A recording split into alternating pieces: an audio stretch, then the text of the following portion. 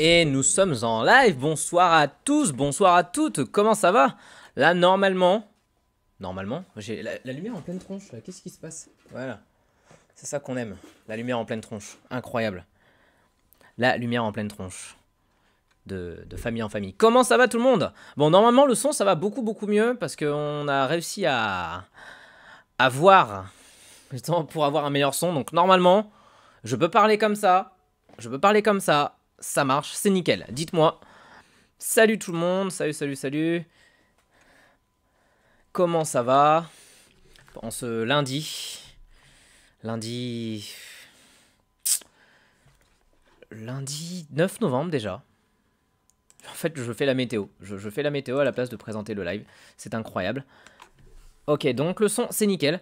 Alors, bah, bienvenue. Alors, ce qu'on va parler aujourd'hui, voilà, ça sera un live court. D'ailleurs, je vais vous mettre le planning de ce qui va arriver un peu cette semaine. Parce que je ne l'ai pas mis sur les réseaux. Je vous le mettrai sur Twitter juste après. Je vais le mettre là. Hop, ça sera plus simple. Voilà. J'annonce, voilà, le petit planning que j'enlèverai après. Hop, voilà. Alors, bah donc nous sommes lundi, c'est incroyable. Donc voilà, aujourd'hui ça sera petite collection de Laserdisc, parce que j'en ai jamais parlé sur ma chaîne de Laserdisc que je collectionne. J'en collectionne moins maintenant parce que bah, déjà faut avoir l'appareil, faut avoir la place, et parce que ça prend beaucoup de place, quand même les Laserdisc. Mais c'est pas très cher, donc ça j'avoue c'est cool. Que par rapport à des steelbooks ou autres, bah c'est pas si cher, donc non en vrai c'est cool. Hop, je mets juste... Hop. Tac. Je mets juste que je suis en live et après c'est bon. Et tous les jours je travaille pas donc ok c'est cool. Bah dans tous les cas je le mettrai sur les réseaux, je le mettrai sur Twitter, sur Insta. Donc voilà. Je mets juste voilà que je suis en ligne en direct. Et après nous commençons. Tac. Ouais, il est 19h, il est très tôt quand même. Enfin, il est très tôt. Je sais pas pour ceux qui travaillent si c'est très tôt. Mais là, j'ai l'impression qu'il est déjà 23h. Je sais pas si ça se voit un peu dans mes yeux. J'ai l'impression qu'il est déjà 23h. C'est incroyable. Hop. Vous pouvez discuter entre vous en attendant.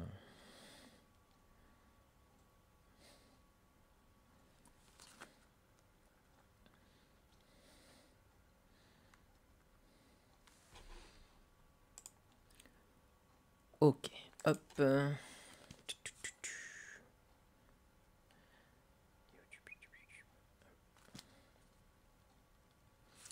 C'est bon. Ah, mais qu'est-ce qu'il me fait? Yes.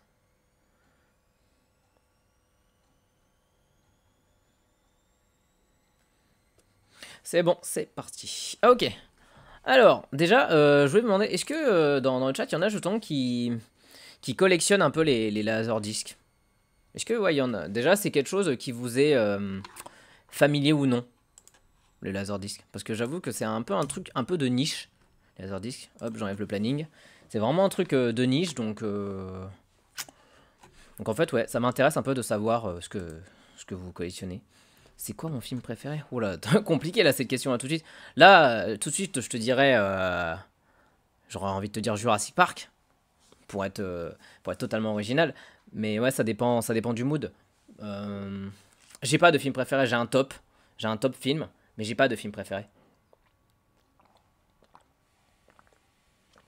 Hop. Laserdisc Michael Jackson, c'est stylé. Ah ouais, c'est stylé, Laserdisc Michael Jackson. J'avoue, j'avoue. Moi, je sais que je crois que j'en ai, que je vais... Ah, bah, j'en parle, je le mettrai après. Un Laserdisc où justement, c'était à l'époque où il faisait des... Où il mettait en fait tous les clips des artistes. Et je crois que j'ai Queen, je crois que j'ai Genesis. Je vais aller voir ça tout de suite. Hop.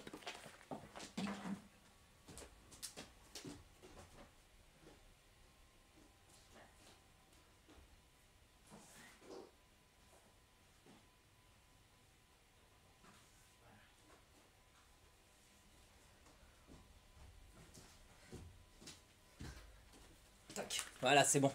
Je viens de les retrouver. C'est incroyable, c'est parfait. Aïe. Tac. Voilà. Petit sondage. Ok, toujours petit sondage. Eh ben, vous savez quoi? On va commencer directement avec les laserdiscs musicaux que j'ai parce que j'en ai pas beaucoup, mais parce que ça se faisait beaucoup à l'époque. Donc, en gros, un laserdisc, on va dire, c'est un peu la taille d'un vinyle, comme ça. Et en fait, ça se met sur un appareil pour lire les laserdiscs et qui peut aussi servir de lecteur CD. Et ça, c'est très cool. Et en fait, ça a un peu perdu son aura dans fin années 90 à cause du DVD. Parce que le DVD avait une meilleure qualité qu'un laserdisc. Et pourtant, en vrai, les laserdiscs, t'avais quand même des trucs sympas dessus. Le seul truc chiant, c'est que faut les retourner.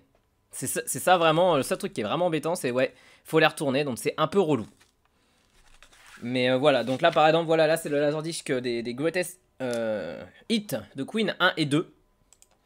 1 et 2, où en plus il y a les clips dessus. Donc il y a vraiment le clip de Bohemian Rhapsody, il y a le clip de Killer Queen, il y a vraiment les plus grandes chansons de Queen.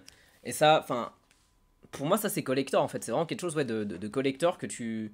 Pas forcément que tu regardes, mais enfin que tu vas regarder, parce que les clips de Queen tu peux les regarder clairement sur YouTube. Mais Mais voilà, ça vraiment, tu mets ça, hop, ça dans le coin comme ça a de la gueule. Et mais après, bien sûr, si tu veux écouter, enfin, t'as vraiment un truc, t'as We Will Walk You, version longue, version courte, t'as Bicycle Race, t'as Don't Stop Me Now, t'as Another Ambassadors, t'as même Flash, le thème de Flash, enfin, en vrai, non, t'as vraiment pas mal de trucs assez stylés dessus. Tu collectionnes les belles pochettes. Alors, les laserdiscs, il y en a que je mate encore. La plupart, les Disney surtout. Les Disney que je garde, c'est pour les mater parce que il y a un peu une condition. Pourquoi j'achète peu de Disney en DVD ou en Blu-ray. Sauf si, par exemple, les pochettes Steelbook sont très belles. Tac. Donc, ouais, il y a ça comme ça. Et il y a aussi celle que j'ai, voilà, c'est celle avec Genesis. C'est Genesis, voilà, je sais plus quel album c'est un album live, je crois. Ouais, c'est ça. C'est un album live des années 92, de 92, parce qu'en plus il y avait I Can Dance dessus. Et il est vraiment pas mal. En fait, ça fait comme un vinyle, vraiment ça. Là, celui-là s'ouvre pas, mais certains laserdiscs en fait s'ouvrent et ça fait une pochette vraiment assez jolie. Et j'en ai combien environ je compterai à la fin. Je compterai à la fin combien j'en ai. Parce que là, je pourrais pas te dire là de tête. J'aurais envie de dire peut-être, je sais pas, une trentaine. 30-40, je pense. Donc, ouais. Mais surtout, voilà, ce que. Je sais pas en fait si je commence directement avec les Disney que j'ai, tous les Disney que j'ai, ou avec les films. Je pense que je vais commencer avec les films et je finirai avec les Disney. Comme ça donnera un peu l'eau à la bouche. Tac. Alors, en gros, alors, en fait, voilà, ce qui était bien fait avec les laserdiscs, c'est que, en fait, des fois, tu pouvais avoir directement la version qui était sortie au cinéma sans remodification ou autre, sauf pour quelques films dont on en reparlera. Et par exemple, sur Qui veut la peau de Roger Rabbit, que je trouve super belle, c'était vraiment l'édition, enfin, c'était la pochette un peu de l'édition VHS d'avant. Et c'était vraiment, c'est vraiment pas mal parce que on va dire tu gardes un peu ce côté quand t'étais petit. Pour ceux qui ont connu les VHS, ce côté un peu avec le grain et tout. Et ça, c'est un truc que j'aime. C'est un truc que j'aime beaucoup, le grain un peu sur l'image, parce qu'une image nette c'est joli, c'est très joli. Mais des fois le grain c'est beaucoup plus cool. Ouais c'est ça. En fait normalement si tu vois sur le côté là-bas, normalement là je les ai enlevés. Mais sinon voilà j'ai 4 laserdiscs. Si vous arrivez à savoir ce que c'est, vous êtes trop fort. En fait, vous avez juste à aller dans les replays et à regarder. Voilà, mais...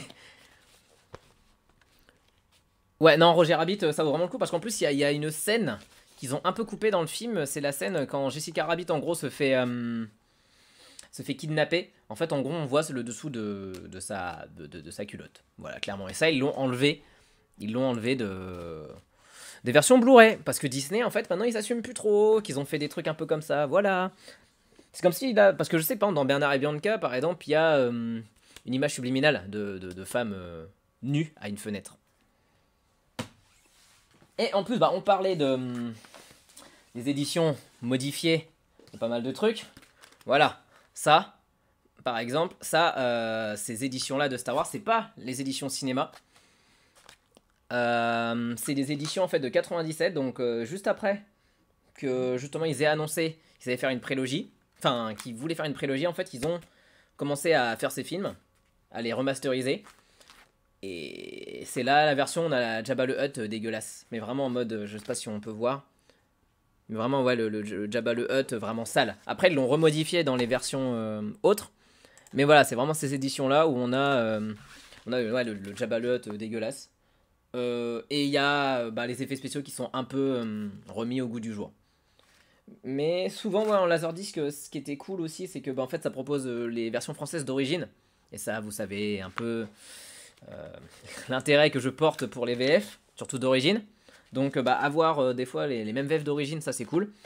Ce qui pourrait être bien aussi, ce qui aurait pu être bien, c'est de proposer les deux. Je sais que sur des fois, pas mal de Laserdisc, ils proposaient les deux. Donc voilà. D'ailleurs, je crois que celui-là en plus, je l'ai jamais en vrai ouvert. Parce qu'en gros, tous ceux que j'ai récupérés, c'est des amis qui me les ont donnés.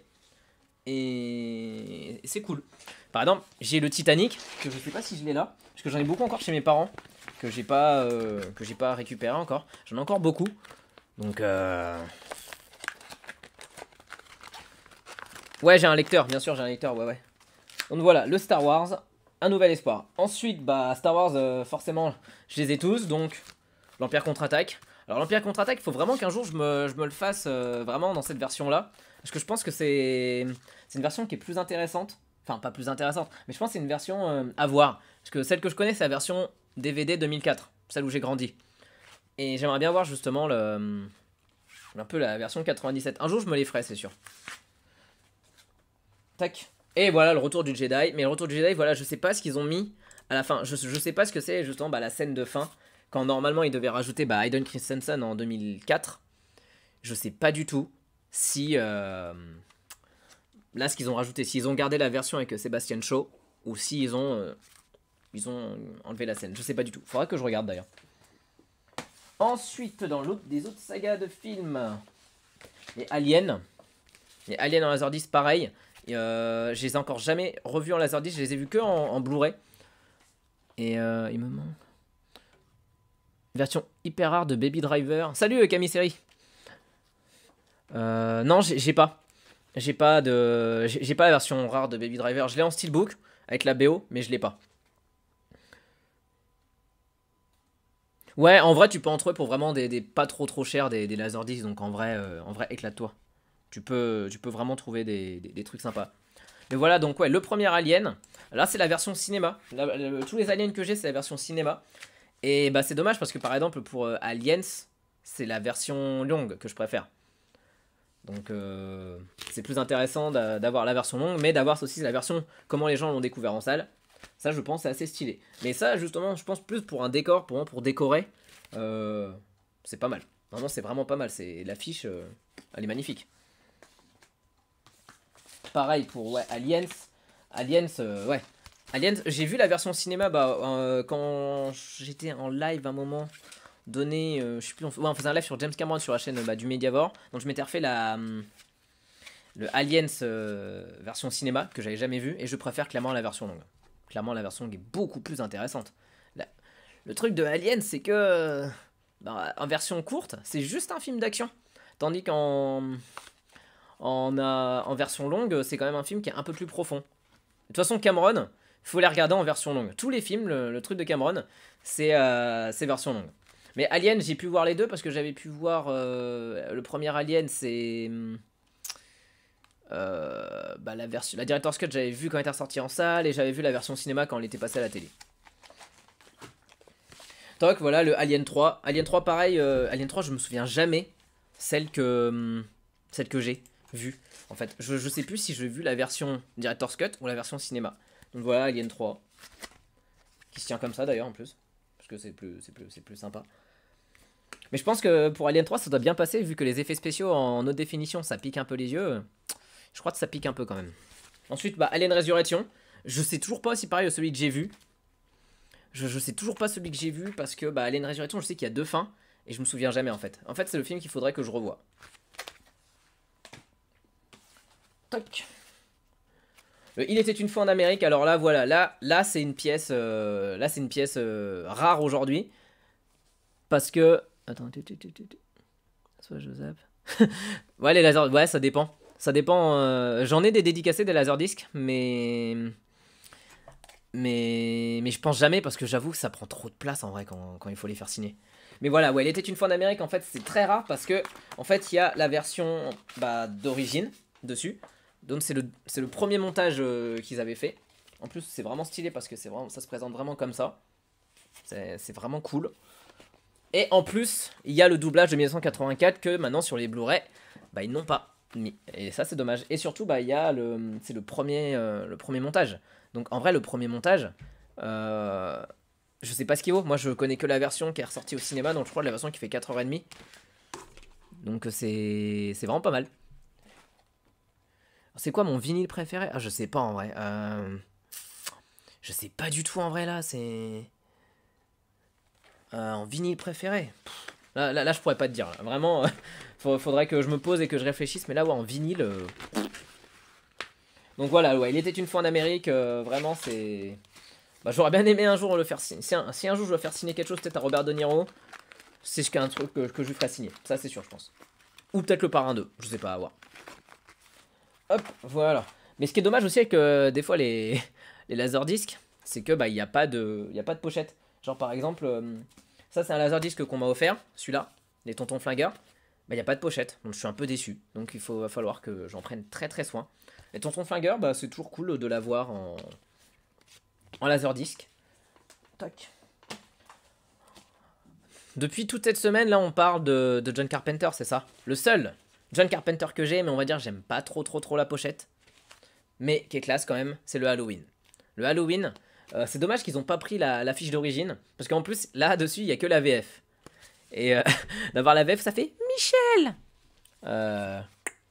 C'est pas ouf, mais c'est quand même le fait d'avoir un Carpenter quand même un laserdisc. Et quand j'avais rencontré Jamie Lee Curtis, c'est ce que je voulais lui faire signer.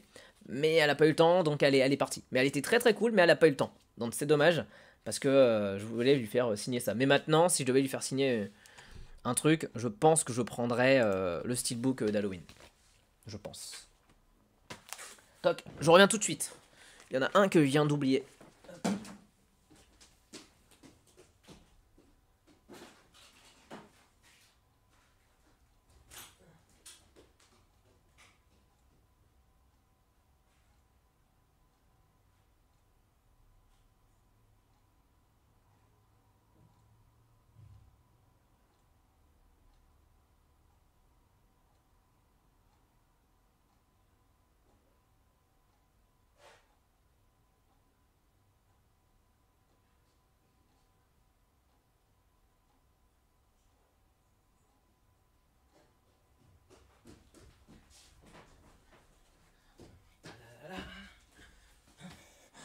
Voilà, c'est bon.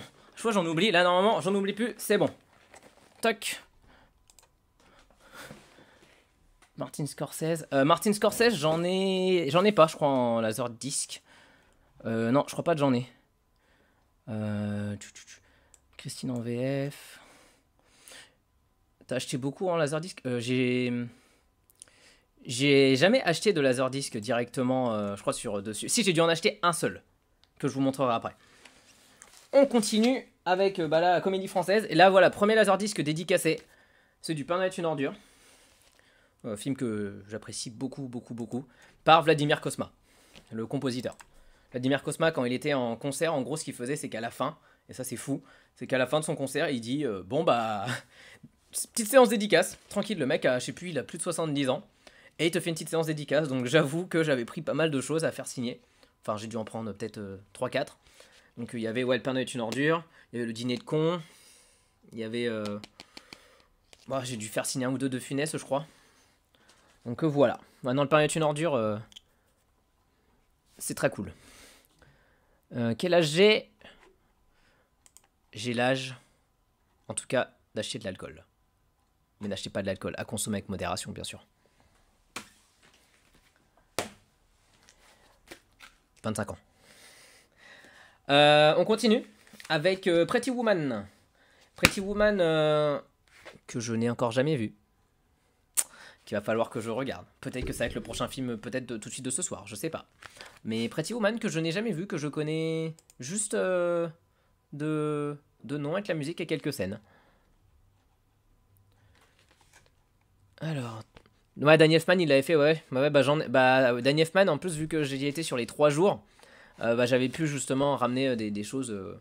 pas tout d'un coup, en fait. Donc c'était sympa. Il avait été très sympa, ouais. Enfin, Danny Elfman, j'ai dû avoir peut-être, sur les 3 jours, peut-être 6 trucs signés. Donc c'est cool.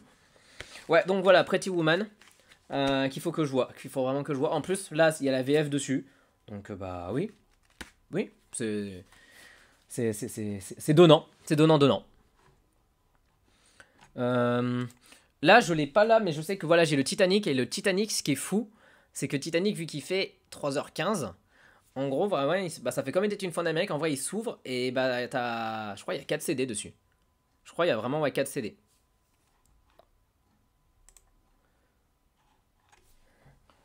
Hop, film encore que je n'ai jamais vu aussi. Et je sais qu'il faut que je vois.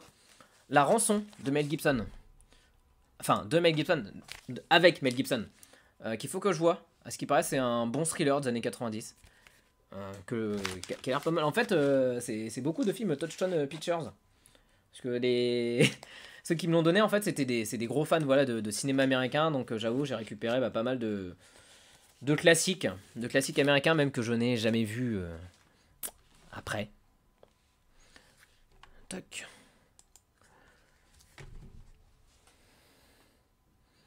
Le Laserdisc le plus cher. Bah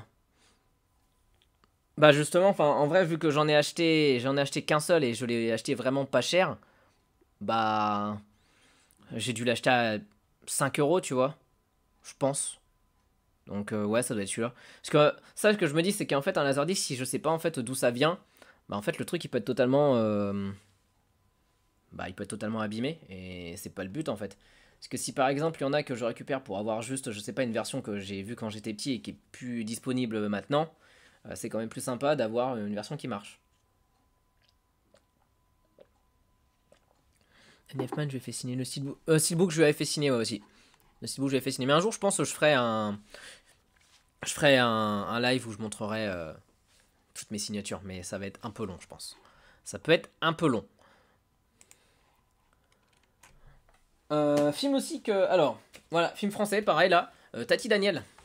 Tati Daniel que j'ai vu il y a très longtemps. Donc j'aimerais bien faudrait que je le revoie, mais j'ai peur qu'il ait un peu mal vieilli. Donc je sais pas. Et pareil, il a pas de pochette sur celui-là. Donc c'est un peu dommage. C'est un peu dommage. Heureusement qu'il y a le CD qui est bien protégé. Salut Yaya Karaté, comment ça va? Salut petit Jules.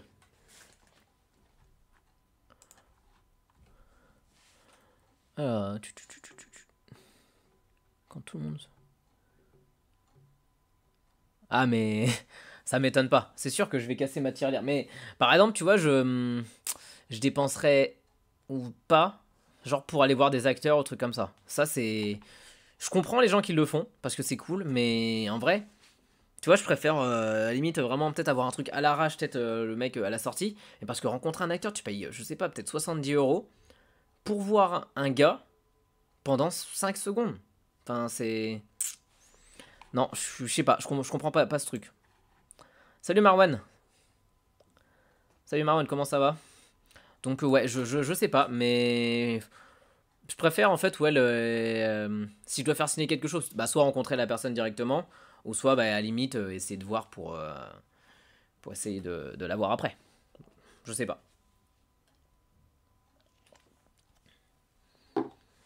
Bah écoute, ça va, tu viens d'arriver là, on est, j'ai envie de dire, à la moitié? Non, il y en a encore. Il y en a encore pas mal, ouais. Mais je pense que je ferai la suite. Je ferai la suite de quand je serai retourné chez moi, que j'aurai récupéré les autres Laserdisc de chez mes parents. Ça sera plus simple, je pense. Ça sera clairement plus simple. Salut June, comment ça va? Moins cher, 50 centimes. Ouh. Ah ouais. Ok. Ouais, j'avoue, les bronzés, ouais, ça peut être... Je l'ai pas... Je crois que j'ai les bronzés fond du ski. Je dois avoir les bronzés fond du ski, ouais. Pas ici, en tout cas. Chuck Norris, c'est le seul moyen. Ouais, c'est sûr, c'est sûr. Mais souvent, c'est où? C'est dans les Comic-Con, genre en Allemagne et tout, parce que Chuck Norris, il est jamais venu en France, en vrai, je crois. Ou récemment, il est jamais venu en France. Un film pareil que je n'ai jamais vu. En même temps, c'est un peu, j'ai l'impression un film que maintenant il va falloir peut-être un jour cramer. C'est Lune de fiel de Roman Polanski. Je sais pas du tout ce qu'il vaut. Bah, faudrait que je le voie quand même à un moment donné parce que bah les films de Polanski j'en ai pas vu beaucoup. En tout cas même des plus vieux. Et j'aimerais bien, je pense, rattraper un peu sa filmo un jour, pas tout de suite parce que je suis pas dans le mood à regarder des films de Polanski, mais peut-être plus tard. Plus tard, je sais pas. Parce que je sais que celui-là, il est pas mal. Je sais que c'est un film culte. Tac. Qui veut voir? Bah, en vrai, Chuck Norris, je dirais pas non pour lui. Pour le rencontrer en vrai. Mais comme par exemple Amixem, ce qu'il avait fait une fois, il était allé chez lui et tout. Ouais, mais sinon. Ouais, je sais pas. Ouais, après, ça fait des road trips. Ouais, c'est sûr.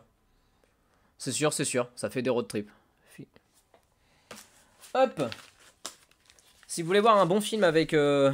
Dernier bon film avec un Al Pacino et un Keanu Reeves, L'Associé du Diable. L'Associé du Diable, c'est incroyable. C'est vraiment très très cool.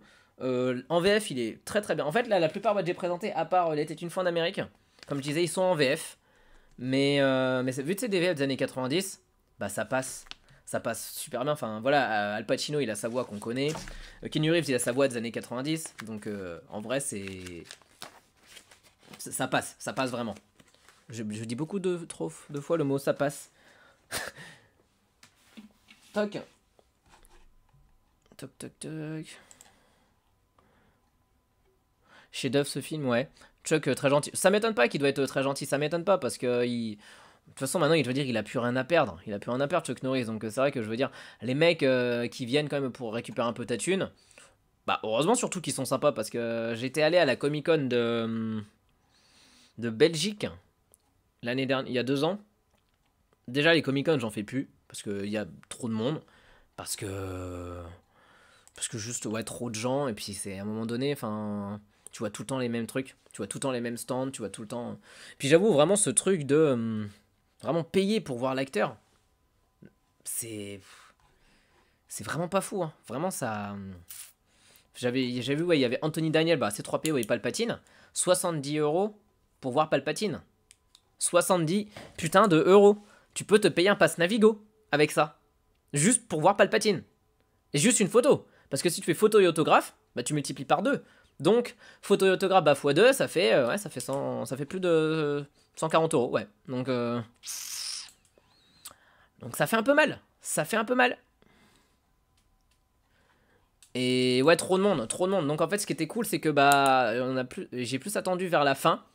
Et à la fin, bah, en fait, ils en ont plus rien à faire, les acteurs, et tu peux discuter avec eux. J'ai pas fait signer parce que je suis pas non plus un yinche, mais, mais j'ai pu discuter, par exemple, avec l'actrice de Jennifer de Retour vers le futur, de Strickland. Pareil, j'avais pu le prendre en photo. Parce que voilà, même si tu veux faire une photo avec lui, tu payes.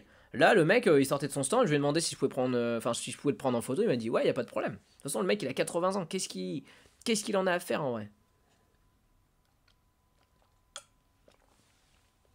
Il y avait aussi. Mais pareil, c'est ça en fait dans les Comic Con, c'est que, comme Chris, tu disais, c'est vrai. C'est que tu vois des vieux acteurs que tu ne vois plus. Mais genre, les mecs, ouais, des fois, ils sont genre installés dans des stands, mais c'est minable quoi. Il y avait Julian Glover qui joue dans l'Empire contre-attaque, qui est dans Indiana Jones aussi. Et pareil, lui, il était dans un vieux stand. Il était dans un vieux stand tout au fond, tout le monde s'en foutait et je sais plus quoi. C'était quand même un peu cher pour lui parler, mais c'était. Enfin, je trouve ça cher. En vrai, je trouve ça très très cher. Et par exemple, bah, nous, quand je sais pas, on fait venir des acteurs en France, ils payent pas. Donc, je sais pas. D'ailleurs, ouais, tiens, je vous pose la question. C'est quoi, vous, si pour ceux qui vont dans des Comic-Con, rencontres et tout, c'est quoi la rencontre la plus chère que vous ayez fait? À combien c'était?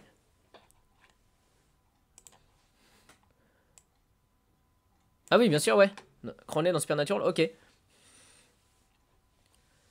Ouais, c'est ça. Eh non, Julian Glover, tout le monde s'en foutait de lui, c'était trop dommage. Parce que j'aurais bien aimé en vrai. Si j'avais su déjà qu'il venait, je lui aurais ramené des trucs. Mais 210 € pour Quentin Tarantino. Ah ouais. Ah ouais, vous êtes chaud. Mais c'était où? C'était C'était en France, et parce que je sais que ouais, ça aux États-Unis ils le font beaucoup, mais est-ce que c'était. Ouais, est-ce que c'était. À moins t'as fait un voyage aux États-Unis? Peut-être. Ah ouais, non, 210 euros. Los Angeles, ah ouais, non, mais limite Tarantino, je pense que tu peux. Je pense que t'as plus l'occasion de le rencontrer s'il vient à Paris, et il est peut-être très sympa. Plus que. Ah ouais, 210 euros.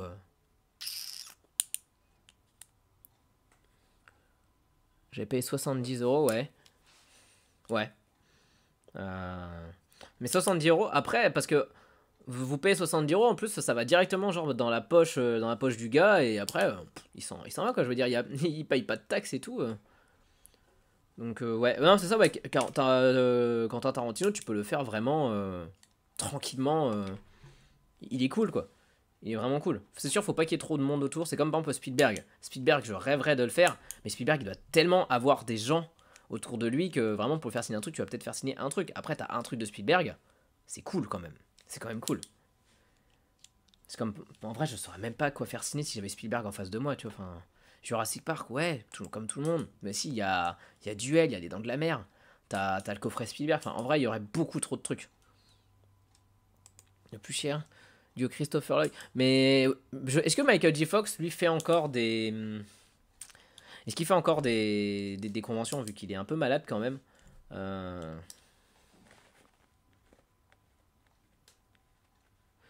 Aznavour. Stylé. Stylé, stylé.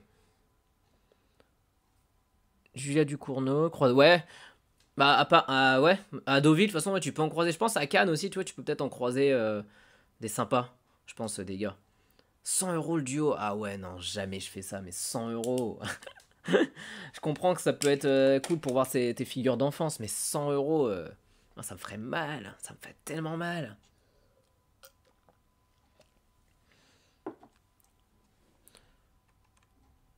C'est sa dernière en Europe, ouais, c'est bien ce qui me semblait. Salut Cineto, comment ça va? Ouais, donc je sais pas. Bah pareil, il y en a un acteur, voilà, que j'aimerais bien avoir rencontré une fois, mais que bah, là je pense être très très compliqué, parce que déjà il fait plus du tout de films, et surtout je crois même qu'il a pris sa retraite. C'est Daniel Day-Lewis, avec le dernier des Mohicans. Dernier des Mohicans, ce film est fou. Ce film est vraiment fou. Je l'ai vu pareil il y a très longtemps. Il faut que je le revoie. En plus, il est doublé par Patrick Poivet en VF. Petite info. Et je sais qu'à chaque fois, Patrick Poivet, enfin, si genre je devais le revoir pour le re-rencontrer, je lui ferais signer Dernier des Mohicans parce que personne lui en parle. Et il aime beaucoup en parler. Enfin, il aimait en parler.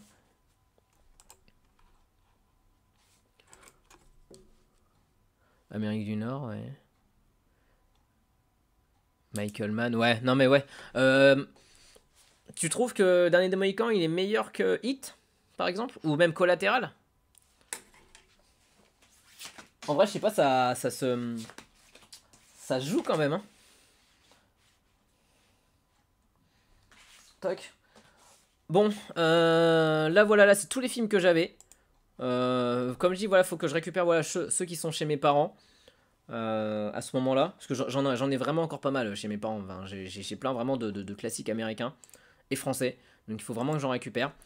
Mais surtout, en fait, les laserdiscs, en fait, ceux que je garde, comme je disais tout à l'heure, c'est par rapport au Disney. Au Disney film d'animation. Parce que bah, les Disney, on sait tous que voilà, le Disney, ils sont super chiants pour avoir des versions, pour remettre leurs anciennes versions, pour même les anciens doublages et tout ça. Et bah sur les laserdiscs, bah tu as les anciens doublages. Et ça c'est cool. Et il y a des Disney voilà, que j'ai racheté après en Blu-ray, parce qu'il y a des bonus sympas. Et ceux en vrai qu'il n'y a pas de problème de doublage et tout, ouais, ça il n'y a pas de problème. En gros, avec le film. Ah bah Malcolm McDowell, il était venu il y a 2 ans, 2-3 ans, à la Cinémathèque à Paris. Et juste après ça, en gros, il diffusait Orange Mécanique. Après, il avait une masterclass. Et juste après sa masterclass, il y avait une séance de dédicace. Et ça, j'avoue, c'était très très cool. Bah comme d'hab, hein, il y en a qui en abusent et qui font n'importe quoi, qui ramènent toute leur maison. Et ça, c'est extrêmement relou parce que c'est ceux en plus qui commencent tout au début. Et donc après le mec il en ouais, vas-y c'est bon ça me saoule. Et les gens après bah la sécu après ils deviennent des gros cons. Et après bah ils te disent ouais c'est un article. Moi j'avais 2 trucs je crois. Et j'avais pu en faire signer qu'un. Bah j'avais fait signer l'intégrale Kubrick derrière. Enfin, ouais, les archives Kubrick. Donc c'est quand même une belle pièce. Mais j'avais le Steelbook Orange Mécanique que j'aurais bien aimé faire dédicacer. Sûr que les plus gros noms, je les ai gratos. Ouais, c'est sûr. Donc, alors les Disney, non, je les ai rangés dans l'ordre, bah, sauf ceux que j'ai décrochés tout à l'heure derrière. Donc, déjà, par exemple, le Roi Lion. Le Roi Lion, vraiment, version comme ça. En plus, là, celui-là est dédicacé par deux comédiens. Avec la Mike Dara, qui est la voix de Whoopi Goldberg, qui fait Shenzi. Et Michel Elias, qui fait Pumba.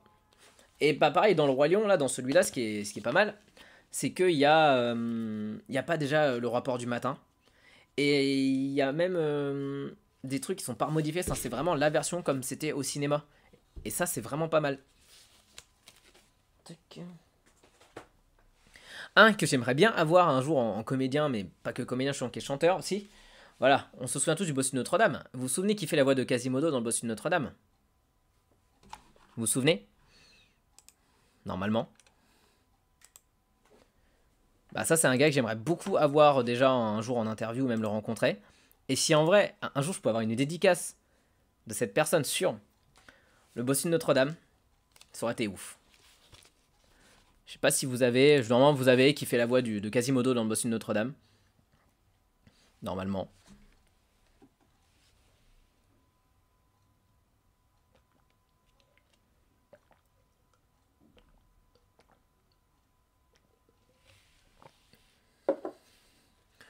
Alors... Bah, en tout cas, Bossu de Notre-Dame, déjà c'est devenu un de mes Disney préférés. Parce que c'est le Disney le plus mature, c'est le Disney comme qui parle de racisme, qui parle de génocide, qui parle un peu de concentration quand même, qui parle qui parle de plein de thèmes aujourd'hui qui sont actuels, avec bah, l'animation est incroyable, l'histoire bah, c'est le Notre-Dame de Paris un peu revu version Disney mais c'est très sympa, les chansons c'est ouf, mais du Bossu Notre-Dame je crois que c'est une des meilleures partitions d'Alan Menken, ça c'est sûr et certain. Et bah on a aussi pareil une super VF dessus avec Francis Lalanne qui fait Quasimodo. On a Jean-Pierre qui fait Frollo, qu'on n'a pas sur la fiche d'ailleurs. Ah si, qui est derrière. Jean-Pierre pareil que j'aurais adoré avoir en interview, mais bon ça va être un peu compliqué, je pense. Donc ouais, dans le Bossu de Notre-Dame, pépite, vraiment une pépite. T'as combien de Disney? En vrai les Disney, je vais en avoir une trentaine, je pense, de Disney. Ensuite, le premier Toy Story, c'est le seul bah, que j'ai en... En fait, Toy Story, je crois que c'est celui que je dois avoir de plus en support. Parce que je sais, je l'ai en cassette, je l'ai en DVD et je l'ai en steelbook. C'est... Mais Toy Story, on va dire, là, c'est vraiment pour le côté collection et dédicacé par Donald Renew qui fait la voix de Andy. C'est un de ses premiers doublages en plus. Et à chaque fois, quand tu en parles, il dit ah ouais, tu t'en souviens, enfin c'est cool et tout, tu vois. Vraiment, il est vraiment touché à chaque fois. Donald Renew quand on lui en parle. Ah, les Menken, j'avais fait signer la belle. Ah ouais, mais Menken, c'était quand il était passé pour Aladdin. J'ai totalement raté cette avant-première et je voulais vraiment, vraiment y aller. Parce qu'en plus, c'était quoi le tapis rouge devant le Grand Rex. Et il n'y avait pas tellement de monde, il pleuvait. Et Menken, il vient jamais. Donc j'avoue, Menken, c'est le moment en fait. Alan Menken qui a composé ouais, la BO de La Belle et la Bête, La Petite Sirène. Le Roi Lion, c'est Hans Zimmer. Voilà, Menken, c'est un peu celui qui a composé toutes les BO des Disney des années 90. Hop. Et là, j'ai tous les derniers Disney. Et là, je vais vous dire si je les aime, si je les aime pas, mais il y en a que... En fait, non, si, je crois que je les aime tous. À part peut-être un. Là, par exemple, c'est la... C'est pour moi une des pièces les plus rares, de chez Disney en tout cas. C'est le... Bah, c'est Blanche-Neige. Blanche-Neige parce que c'est avec le doublage de 1962. Le doublage avec Lucie Dollen, qui a été dégagé très salement de Disney. Enfin, j'en avais parlé à la fois en live, mais pour ceux qui ne s'en souviennent pas, j'en reparle. C'est en gros, Lucie Dollen avait fait un procès à Disney parce que, bah, en fait, il lui versait pas des royalties. Et bah, Disney, en fait, ils l'ont remercié très gentiment. Et en fait, ils ont dégagé sa voix de tous les films Disney, donc c'est-à-dire La Belle et la Bête, Blanche-Neige et Le Livre de la Jungle. Et donc, bah, c'est-à-dire que pour les versions DVD, c'est pas cette version-là. Et la plupart des gens, en tout cas de ma génération, même un peu la génération d'avant, ils connaissent bah, Blanche-Neige avec cette version-là. Il y a des pièces que tu cherches en particulier? Des pièces en laserdisc? Non. Non, pas tellement. C'est comme là, tu vois, en steelbook, par exemple, là, j'en recherche pas en particulier. Là, pour l'instant, je suis content avec ce que j'ai. Si à un moment donné, je vois qu'il y a des pièces très sympas, ouais, je les garderai parce que maintenant, en fait, en France, déjà, j'ai l'impression qu'en collection, c'est pas forcément les meilleurs trucs. Faut plus aller chercher un peu du côté de l'étranger. Donc, c'est quand même plus sympa. C'est quand même plus sympa ouais, de chercher vers l'étranger. Mais voilà, Blanche-Neige. En vrai, si vous pouvez vous procurer cette version-là, si vous voulez la faire montrer même à vos gosses ou autres, faites montrer cette version-là parce que elle est beaucoup mieux que celle qu'on connaît de 2001. Elle est pas mauvaise celle de 2001, mais celle de 62 est clairement meilleure. Tac. Ensuite, on a Bambi. Bambi, c'est un Disney que je n'aime pas. Que je n'aime pas, forcément, Bambi. Mais je trouve que déjà, ça a de la tronche quand même. Mais il faut que je le revoie en fait, Bambi. Salut, Mediavor. Et ouais, c'est une question qu'il faut que je revoie Bambi. C'est pas du tout mon préféré. Mais c'est quand même bien quand même de l'avoir, je pense dans sa collection. Et en plus, je crois que sur Bambi, si je dis pas de bêtises aussi, il y a eu 3 doublages. Et le doublage qu'on connaît, c'est le doublage de 97. De toute façon, tout le monde s'en fout de Bambi en vrai. Franchement, dites-moi dans le chat si vous en avez quelque chose à faire de Bambi. Franchement, dites-moi ça sérieusement, vraiment. Tac. Ensuite, un autre, pareil, bah en fait, à part les Disney des débuts, à part, ouais, bah Blanche-Neige, que j'aime beaucoup. Dumbo aussi. Dumbo, j'ai beaucoup de mal avec ce Dumbo. Bon, il est meilleur que celui de Tim Burton. Mais je sais pas, j'ai vraiment du mal avec Dumbo. C'est niais. Il se passe rien. Vraiment, il dure. En plus, je crois il dure 1h10. Même pas, il fait 1h pile. Il fait 1h pile Dumbo. C'est pas fou. C'est pas fou. Salut Giro, comment ça va? Oh, ça commence un peu à se casser la tronche. Disney que j'avais parlé dans une vidéo de avant le confinement sur un peu les contes qui sont repris par les mangas. C'est La Belle au Bois dormant. La Belle au Bois dormant du Bled, c'est la vidéo que j'avais sortie. Et en fait, je l'aime bien, surtout pour ce personnage. Je sais pas si ah, trop de lumière. Pour ce personnage. Pour ce personnage, franchement, ça vaut vraiment, vraiment le coup. Mais après, les musiques sont sympas. Les musiques sont cool. Je me suis étonné, mais ouais, mais aussi parce que Burton, t'avais pu le voir aussi après en dédicace, donc on va dire ça t'avait aidé. Tac. Par exemple, moi j'ai pas le Pinocchio en laserdisc. Peut-être qu'un jour je vais essayer de le choper parce que je sais que Pinocchio, il y a des scènes qui ont un peu rechangé dans les versions Blu-ray. Pinocchio, je l'ai en Blu-ray, mais je l'ai pas encore revu dans les versions remodifiées, donc il faut que je revoie. Il faudra que je revoie. Tac. Cendrillon. Pareil, celui-là, c'est un Disney que j'aime beaucoup, Cendrillon. Parce que, je sais pas, on dit oui, voilà, c'était l'époque, mais je sais pas, il y a un truc que j'aime beaucoup dans Cendrillon. C'est pas mon préféré, mais je l'aime beaucoup. Donc voilà. Toujours très simple, très joli. Et surtout, en fait, c'était la version qu'on avait, c'est ça, en cassette. Donc en fait, c'est ça qui est vraiment cool avec les laserdiscs, c'est que c'est les versions cassette et c'était datant la même jaquette. Donc j'avoue que quand des fois je revois les nouvelles versions, c'est pas fou quand même, hein, c'est vraiment vraiment pas fou. Hein. T'as pas aimé Miss Peregrine? Ah ok. Alors le Stropole, ça donne quoi? Mon film ou série Netflix préféré? Film Netflix, The Irishman, que j'aime beaucoup. Et série Netflix, vu que je regarde pas beaucoup, je pourrais pas trop t'aider, mais j'aime beaucoup Stranger Things. Est-ce que tu as des laserdiscs? Alors ça donne quoi les résultats? Je sais pas. Team Blu-ray, bébé.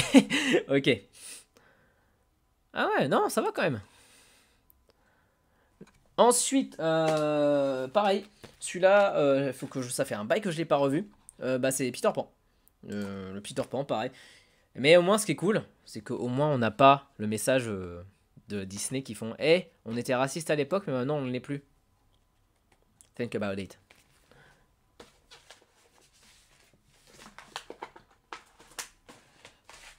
Bon, après, hop. Ensuite, la Belle et Clochard. La Belle et Clochard, là, bah pareil, c'est avec le troisième doublage. Donc ça, c'est plus le doublage qu'avec Moi J'ai Grandi. Bah, par exemple, ceux qui ont, je pense, entre 30 et 40 ans, aujourd'hui, eux, ont surtout connu le deuxième doublage avec Patrick Poivet. Moi, je connais le troisième doublage, qui est très sympa aussi.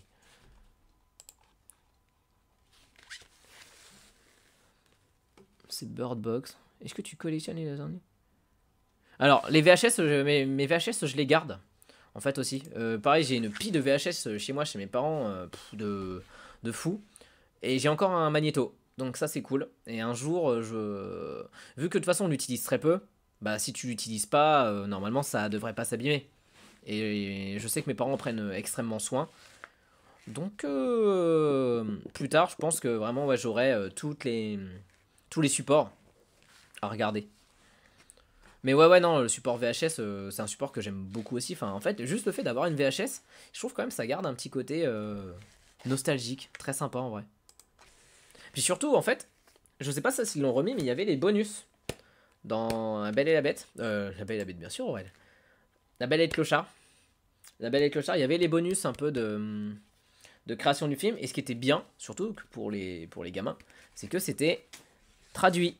Et bah par exemple, pour ceux par exemple qui ne savent pas trop lire, même qui sont dyslexiques et tout, bah c'est cool. Parce que. Bah parce qu'en fait, c'était traduit en plus avec les voix du film. Et c'était vraiment sympa. Ensuite, waouh, comment ça se barrait celui-là? Hop, c'est un dalmatien. Sympa. Sympa, c'est pas le best Disney. Bon, il y a Roger Carrel qui double dedans, donc forcément, ça fait un plus dans la voix, mais c'est sympa. Atteint de collectionnite aiguë. Ouais. Ouais, en fait, après, je sais pas, vu que c'est beaucoup après de choses que j'avais quand j'étais quand j'étais petit. Donc en fait, je sais pas, je sais pas ouais, si on peut parler ouais, de vraiment une grosse collectionnité du. Oui, par exemple, pour tout ce qui est steelbook et tout, bien sûr, ça ouais. Après, pour Laserdisc, je suis pas. Je sais pas. Je suis pas genre à la recherche, demande de Laserdisc. Alors, le coffret 4K Retour à le futur. Parlons-en. Parlons-en de cette arnaque. Déjà, je sais pas si vous avez vu justement bah, ce coffret. Je trouve que c'est vraiment une honte. Parce que tu payes 119 euros. Tu payes vraiment 119 euros pour un coffret. Ok, t'as les steelbooks dedans qui sont pas trop mal.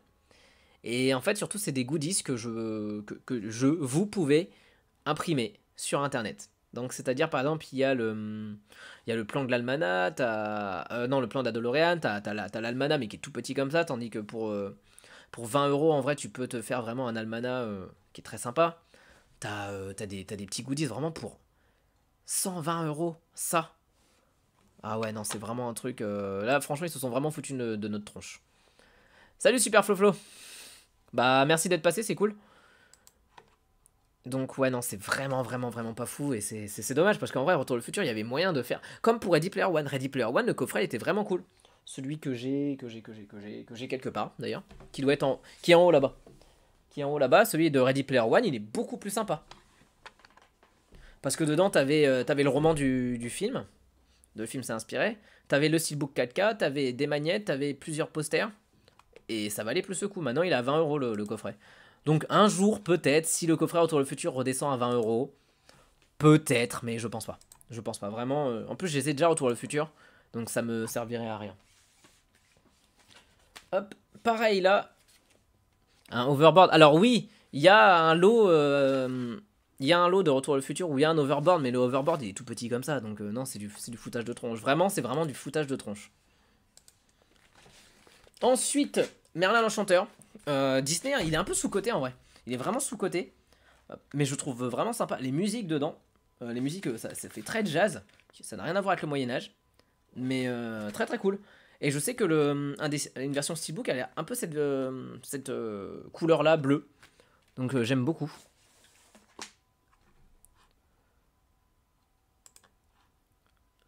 Salut Vishkan. Vishakan, pardon. Vishakan. Surtout, oui, c'est vrai qu'il y a une... Oui, il y a une erreur. Il y a une erreur. Les 4K, les couleurs. Ouais, mais en vrai, enfin... Retour à le futur, la version Blu-ray, elle est très très bien. La version DVD, elle est très très bien. En fait, pour Retour au futur, je pense pas vraiment que tu redécouvres le film, tu vois. Tu vois, peut-être des films type Die Hard ou autre, là, ouais, je suis plus d'accord. Mais pour Retour à le futur, je me dis, ouais, en vrai, c'est joli. Mais je pense, tu vois, je garderais plus pour d'autres films. Genre type Psychose, que j'aimerais bien peut-être un jour revoir en 4K, par exemple. Ensuite, le Winnie l'ourson. Oui, Winnie l'ourson, c'est assez intéressant.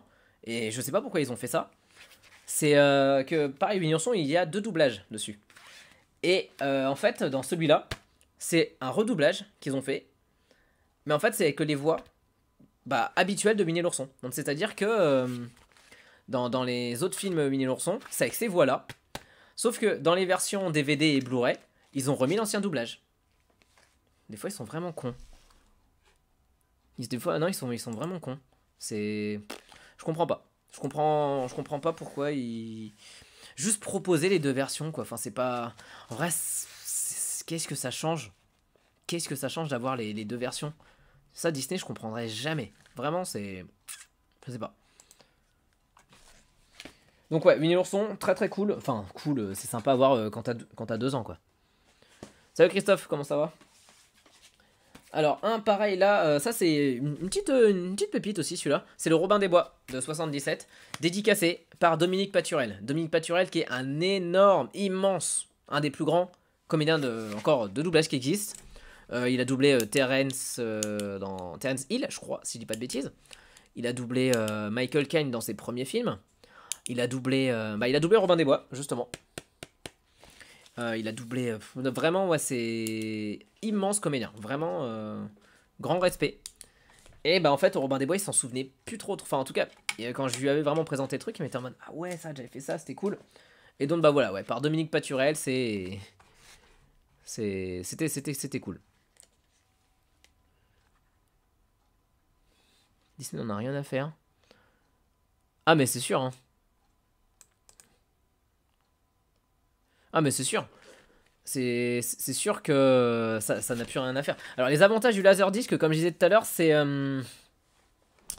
déjà en fait, c'est tu peux avoir un peu un grain que t'avais... Enfin un grain un peu plus d'époque en fait. T'as un peu ce grain version VHS. En fait c'est vraiment je pense... pour les nostalgiques, enfin les Laserdisc. C'est sûr que si en fait les gens sont habitués à voir de la HD, les Laserdisc ça sert à rien. Et surtout en fait ça sert parce que t'as les vraies versions peut-être dessus, tu vois. T'as pas les versions remodifiées sur des Blu-ray ou autres, plus sur les vieux films. Comme je disais par exemple voilà sur les Disney ou autres. Disney était une fois en Amérique. Par exemple sur Amadeus en Laserdisc, c'est pépite. Par exemple.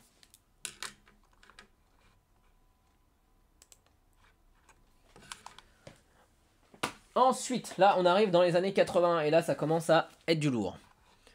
Là c'est là on va dire au Disney, ils se disent bon allez là on commence quand même à... Faut qu'on remonte un peu... T'as Amadeus en... Ah la vache, trop de chance. Trop de chance. Amadeus je l'ai en... Je crois que je l'ai en steelbook. Et j'ai la version... Et j'ai gardé le DVD. Comme ça en fait j'ai les 2 versions des films. Oliver et compagnie, pareil. Là c'est un peu le Disney... Qui revient un peu en mode bon, on revient faire des trucs un peu plus pour les enfants. Après Taram et le chaudron magique, bon, c'est quand même mieux. C'est quand même mieux. Aïe. Et il est très cool, Oliver et compagnie. Très sympa. Je peux pas vous en dire de plus à part de le regarder si vous avez une petite soirée à perdre. De toute façon, je pense que tous ceux que je parle là sont sur Disney+. Normalement. Sauf que Disney+, ils ont peut-être modifié des trucs sans même que vous le sachiez. Voilà, là... attendez, juste avant... Ah oui, non, dans l'ordre. Voilà, dans l'ordre, c'est celui-là. Dans l'ordre, c'est La Petite Sirène. Alors, celui-là, pareil, c'est quasi collector. Parce que, voilà, La Petite Sirène, pareil, on connaît... En fait, c'est toujours la même histoire avec les doublages. Même histoire. Même histoire, il y a 2 doublages. Sur les nouveaux Blu-ray, c'est le doublage des années 80. Sauf que là, celui-là, c'est le doublage que des années 90. Donc voilà. C'est surtout ouais, par purement nostalgique. Là, clairement, c'est... Taram, c'est mon préf. Ouais, non, Taram, c'est cool. Salut Alexis, comment ça va? J'aime beaucoup. Ah bah voilà, donc ouais, si t'aimes bien les VHS, en vrai, je pense que soit tu peux aimer. Mais voilà, la petite sirène, bah en fait, ils font plus de version Blu-ray avec l'ancien doublage. Donc en fait, il faut se battre. Il faut se battre pour essayer d'avoir un peu des autres versions. Et ça, c'est dommage. Le petit dinosaure aussi, je pense qu'il faudrait que j'arrive à le récupérer. Le petit dinosaure et la vallée des merveilles, pareil, même combat. Même combat que pour la petite sirène. Voilà, je montrerai ensuite le Aladdin. Le Aladdin de Disney. Alors là, pareil, Aladdin, il est dédicacé par Paolo Domingo, que j'avais vu en interview au mois de juillet. Et par Michel Elias aussi, qui fait la voix de La Caverne aux Merveilles. De La Caverne aux Merveilles, pardon. Celui qui fait un diamant d'innocence. Que je fais extrêmement mal. Et Aladdin, ouais, ce qui est cool, c'est que je crois qu'aussi, il y a des couleurs qui ont été remodifiées. Il y a 2-3 scènes aussi, il y a même des effets. Genre quand ils refont un peu en 5.1 ou autre. Il y a des effets des fois qui sont rajoutés ou enlevés. Et là, vu que c'est les versions que j'ai vues quand j'étais gamin, bah ça me choque moins en fait. Ça me choque carrément moins. Là pour moi, ça celui-là c'est un de mes préférés. De toute façon, non, c'est mon Disney préféré. C'est La Belle et la Bête. La Belle et la Bête, pareil. Je me répète encore. Même combat, doublage, autre. Voilà, vous connaissez la chanson.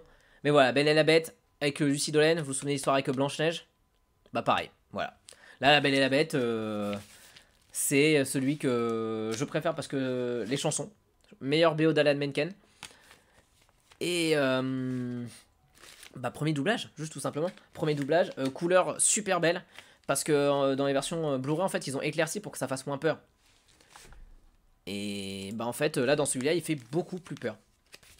Il fait beaucoup plus peur parce qu'il est beaucoup plus sombre.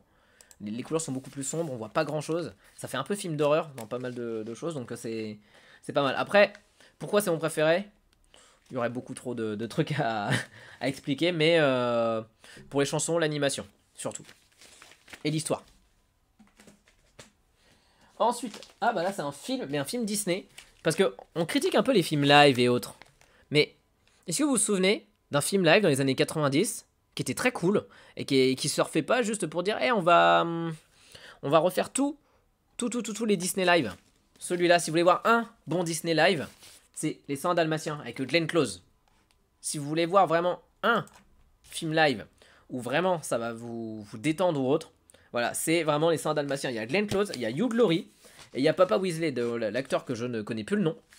Mark Williams, c'est ça. Et c'est vraiment cool. En plus, les chiens ne parlent pas. Donc, salut Chris, merci d'être passé. Et qu'est-ce que je disais? Ouais, les chiens ne parlent pas. Et ça vaut vraiment le coup. En plus, il y a Jeff Daniels, celui qui est dans Dumb and Number. Donc, c'est vraiment pas mal. C'est vraiment pas mal. En plus, Glenn Close en Cruella. Meilleur bail du monde. On finit bientôt là. J'ai déjà bientôt fini avec... Ouais, il m'en reste quelques-uns parce que bah après, vu que les laserdiscs ça s'est arrêté en début 2000, je crois que les derniers laserdiscs peut-être c'est vraiment 99, peut-être avec Star Wars. C'est possible.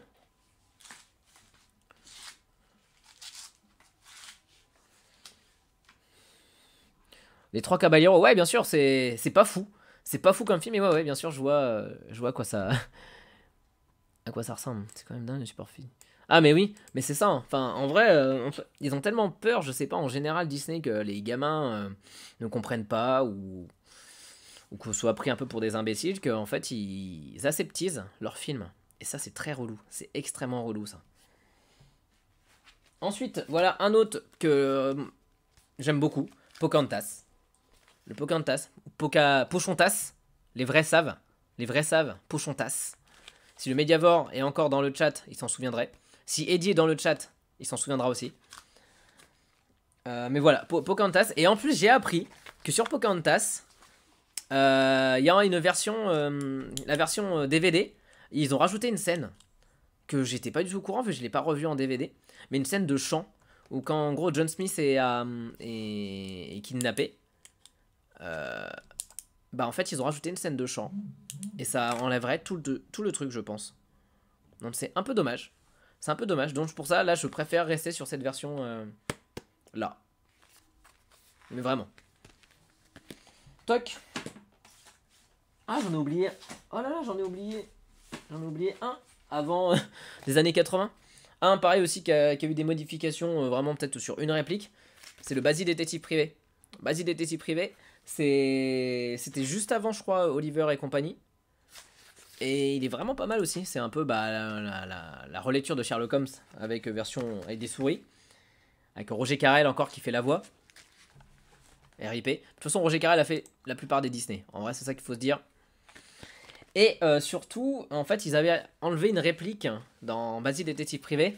C'est à un moment donné, c'est à la fin, le personnage lui dit veux-tu bien t'asseoir et fermer ta grande gueule. Vu que c'est un animal, ça passe. Et en fait, ils l'ont remodifié dans la version DVD. Ils ont enlevé juste ce passage-là. Ils ont remis un truc plus soft. Mais c'était beaucoup plus violent. Donc très très cool Basile détective privé. Surtout la scène de fin autour de Big Ben. J'aime beaucoup. Avec Ratigan qui est un méchant que j'aime beaucoup aussi. Qu'on ne parle pas assez mais que j'aime beaucoup. Ensuite, une des meilleures suites direct ou vidéo qui existe chez Disney. Le Roi Lion 2. On parle de suite, on va parler de Aladdin, Roi des voleurs, on va parler de... Qu'est-ce qu'on a eu d'autre? Le Bossu Notre-Dame 2, tout ça. Mais le Roi Lion 2, est vraiment très très sympa. En fait, il suit vraiment déjà... un peu l'énergie du premier. On sent voilà que ça n'a pas le même budget. Mais les chansons sont cool. Les personnages, les nouveaux personnages sont sympas. J'adore la méchante. C'est Zira, c'est ça. Et non, ouais, j'aime beaucoup celui-là. Le retour de Jafar, c'est vraiment l'enfer par contre. Le retour de Jafar, c'est... Le roi des voleurs est pas mal, mais le retour de Jafar, c'est vraiment l'enfer. Kovu. Kovu, c'est ça, ouais, c'est le copain de Kiara, si je dis pas de bêtises. Parce que ça fait très longtemps que je ne l'ai pas vu. Et le dernier que j'ai, il faudrait que je revoie, c'est Dingo et Max. Dingo et Max, j'avais lu la BD quand j'étais petit dans Mickey Magazine, je crois, c'est ça, le journal de Mickey. Et j'ai trouvé ça sympa. Et le film d'animation, j'ai dû le voir une fois, mais je m'en souviens plus. Donc il faut que je le revoie parce que Dingo, c'est un personnage que j'aime beaucoup. Et Dingo et Max, ça peut être très très sympa. En plus, ouais, c'est l'époque où ils faisaient un peu les longs métrages de Disney. Mais je me souviens d'avoir joué aux jeux vidéo aussi de Dingo. Donc voilà. Voilà. Vous avez toute ma petite collection. Et comme je vous dis, j'ai pas tout. J'ai vraiment pas tout. Parce qu'il m'en manque. Il m'en manque pas mal chez Disney. Le Pinocchio, faudrait que j'arrive à le récupérer. Il y a Alice au Pays des Merveilles, par exemple, aussi. À voir. Alors, est-ce que la qualité... Est-ce que dans la durée... Alors...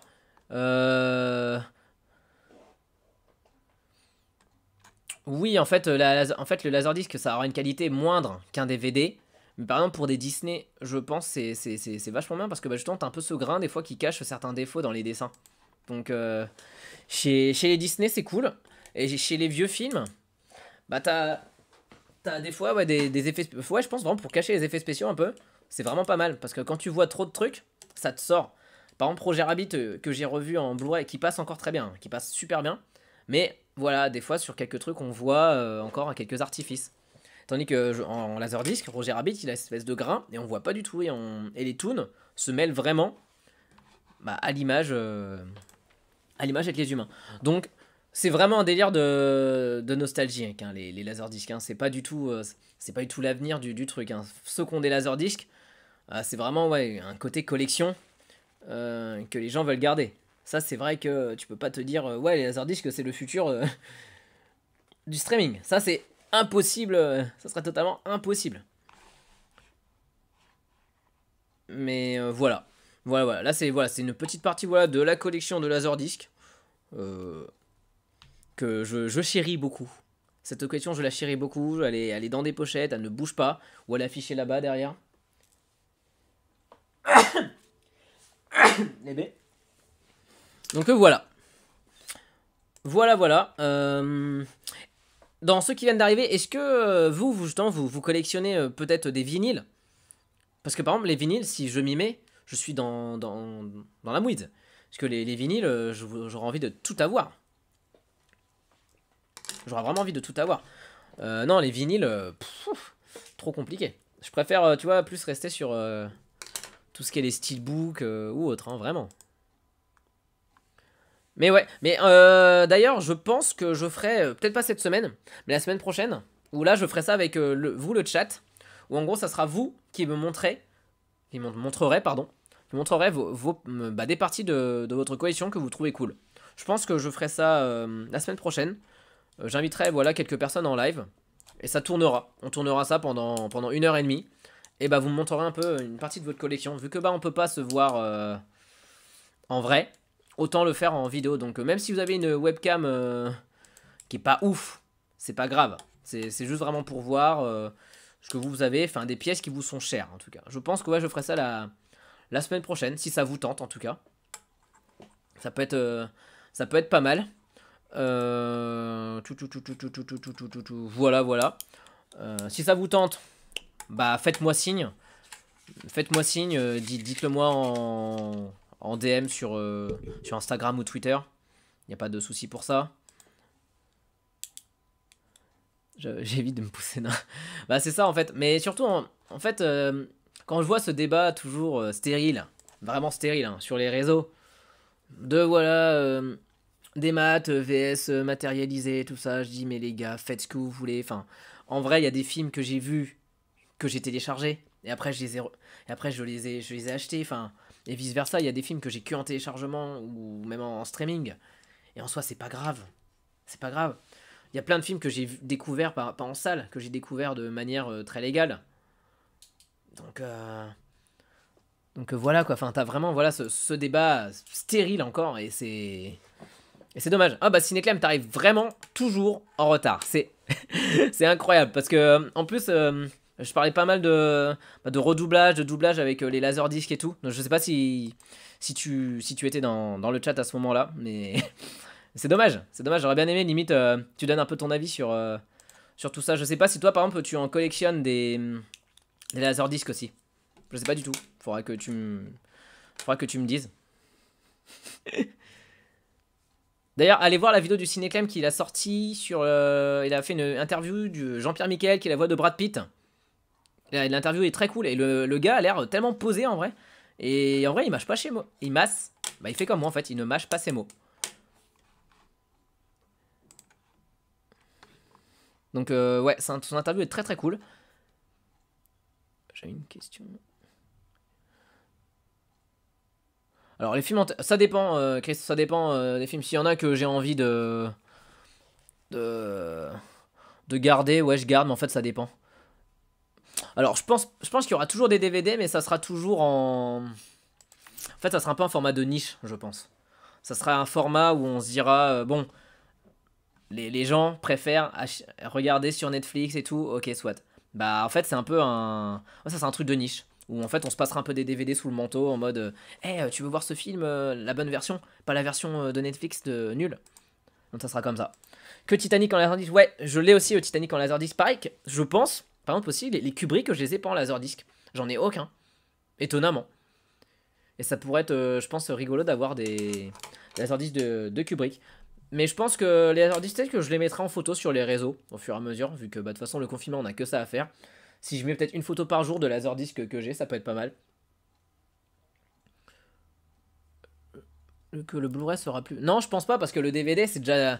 C'est démodé en vrai. En fait, le DVD aurait dû laisser sa place au Blu-ray en fait. Sauf que bah, quand on voit qu'aujourd'hui il y a encore des DVD qui sont vendus au même prix qu'un Blu-ray, je trouve ça un peu honteux en fait. Parce que bah, les DVD, bah, je veux dire, ça, il y a plus trop la qualité. Enfin, la qualité des fois est moins bien. Et puis même, par exemple, tu regardes les DVD Marvel ou Disney, il n'y a plus de bonus dessus. Il n'y a plus du tout de bonus. Donc, c'est un peu dommage. Oui, mais c'est parce qu'en fait, le DVD. C'est parce qu'en fait, le DVD. Les gens, en fait, ils se sont pas habitués au Blu-ray. En fait, il y a eu un peu cette espèce de truc DVD vs Blu-ray, tandis que ça aurait pas dû être comme ça, en fait. Ça aurait vraiment pas dû être comme ça, en fait. Ça aurait dû être le Blu-ray. Bah, commence à dépasser le DVD, et après, tout le monde se met au Blu-ray. Sauf que, bah, les gens, ils ont préféré rester sur les DVD. C'est pour ça que je me suis mis au Blu-ray que depuis 2 ans, tu vois.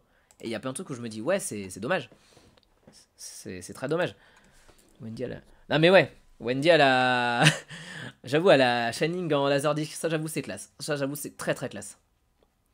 En 15 ans quand même. Bah ouais, bah c'est pour ça. En fait, le Blu-ray, à partir de 2008, je pense qu'on aurait dû passer au Blu-ray. Dès 2008, en fait. Et puis, surtout, qu'il y a des Blu-ray qui sont mis à jour, tandis que d'autres, non. Donc, donc voilà quoi. Les vrais cinéphiles qui veulent la qualité. En fait, je pense que ça n'a rien à voir, je veux dire, avec la cinéphilie ou non, en fait. Enfin, je veux dire, les gens achètent des films pour les regarder. Après, il y a plein de films que, en vrai, j'ai vu en Blu-ray et que j'ai encore, que j'ai vu en DVD, que j'ai encore en DVD sans problème. Donc en soi, je pense qu'il n'y a pas dans ce truc de vrai cinéphile ou pas, parce que par exemple, ceux qui téléchargent tout le temps, mais qui voient plein de films, est-ce que c'est des vrais cinéphiles? Voilà, c'est, il y a ce débat-là aussi. Et ça devrait même pas être un débat, c'est juste les gens regardez ce qu'ils veulent, ce que vous voulez. Et c'est tout. Enfin, s'il y en a qui veulent avoir des collections de DVD, bah, qu'ils aient des collections de DVD. S'il y en a qui regardent de manière pas très légale, bah, qui regardent de manière pas très légale. Le plus important, c'est de voir le film dans les meilleures conditions possibles. Mais le plus important, c'est de voir le film quand même. Après qu'il les regarde en VO, VF et tout, ouais. Téléchargement, ce n'est pas compas. Ça va du. Ouais, mais ça. Maintenant, tu peux avoir en téléchargement, tu peux avoir du 4K, tu peux avoir. En fait, tu peux tout avoir. Donc en fait, aujourd'hui, c'est beaucoup plus simple que par exemple à l'époque où tu galérais pour avoir un film. Clairement, c'est beaucoup plus simple aujourd'hui. Par exemple, je sais pas ceux qui ont connu LimeWire, Emule ou autre, quand on galère, enfin quand des fois on voulait juste avoir un film, on s'en foutait de la qualité. C'était même les films qui étaient enregistrés en salle avec les mecs avec leur portable comme ça et ça dérangeait pas. Donc donc en soi, je pense que la qualité en fait aujourd'hui vu qu'on veut tout avoir tout rapidement et tout, bah ça s'est un peu perdu je trouve. Je suis d'accord qu'il y a trop de films. Puis surtout, il y a surtout trop de films qui existent ni en Blu-ray ni en DVD et qu'il faudrait qu'ils sortent, en fait. Mais heureusement que voilà qu'il y a des petits éditeurs comme Carlotta, comme Le Chat qui fume, comme plein d'autres. Euh, c'est cool que justement ces éditeurs-là commencent à rééditer des éditions vraiment assez bah, perdues ou inédites pour les gens. Regarde un film dans la meilleure qualité. Bah ça dépend parce que regarde par exemple... Hmm, bah, je peux parler par exemple, je sais pas, de films avec des effets spéciaux, elle est un peu nulle. Un peu nul, tu le regardes en Blu-ray, tu te dis ah ouais mais c'est vraiment nul parce que tu vois vraiment tu vois vraiment toutes les ficelles et tout. Tandis que si tu regardes, je sais pas, sur un DVD ou autre, tu dis ouais bon je le regarde. Mauvais exemple, mauvais exemple. Bah, je te prends l'exemple à nouveau de Roger Rabbit, par exemple, ouais c'est ça. Sur Roger Rabbit, bah voilà, avec les effets spéciaux, tout simplement. Roger Rabbit, c'était, c'est plus sympa en vrai de regarder Roger Rabbit un peu avec du grain qu'avec le Blu-ray. Et pourtant, le Blu-ray Roger Rabbit est magnifique. Donc, comme quoi, c'était la cam pour les gourmands. Ah, mais DVD RIP French. Et encore, même, je dirais, même, DVD RIP True French. Pour les vrais. Pour les vrais qui savent. Parce que le French, t'avais souvent la version québécoise. Et il y a plein de films qu'on a découvert en version québécoise. Et en soi, c'était pas mal. Parce que la version québécoise, par exemple, de Scary Movie, le 2, je connais que celle-là. Pourtant, Scary Movie, je les ai vus en VF. Je les ai vus en VF normalement. Mais Scary Movie 2, je ne peux pas le voir en VF. Je peux le voir qu'en version québécoise. Ah, mais c'est ça, mais True French, mais c'est. Les DVD. Ah ouais, non, mais t'avais ça. Et je me souviens même avec le site, je sais plus, c'était Zone Téléchargement. À un moment donné, ils avaient mis tous les Disney dessus. Et t'avais des Disney en version québécoise. C'était incroyable. Il y a des Disney que j'ai vu Aladdin en québécois. C'est incroyable.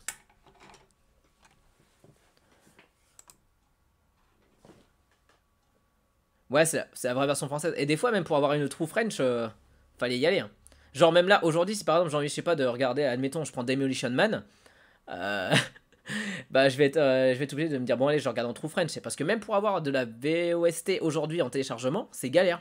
Faut télécharger le film en version originale.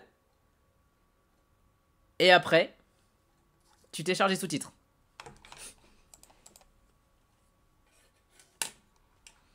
Donc c'est fou en vrai. Mais par exemple, c'est vrai, je me souviens que beaucoup de fois, enfin Titanic, Titanic en vrai, pareil, c'est un des films que j'ai vu le plus de fois, enfin un des films que j'ai vu déjà le plus de fois et que j'ai vu sur tous les formats. Je l'ai vu en VHS, je l'ai vu en DVD, je l'ai vu en laserdisc, je l'ai vu au cinéma, en, en numérique, je l'ai vu en 3D et je l'ai vu en pellicule. Donc en vrai, en vrai j'avoue Titanic, ouais ça doit être le film que j'ai vu vraiment sur tous les formats.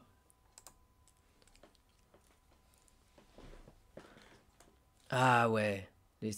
Bah, en vrai pas tellement. Non en vrai pas tellement. Oui après bon les sous-titres mal traduits ça existe encore sur Netflix. Hein.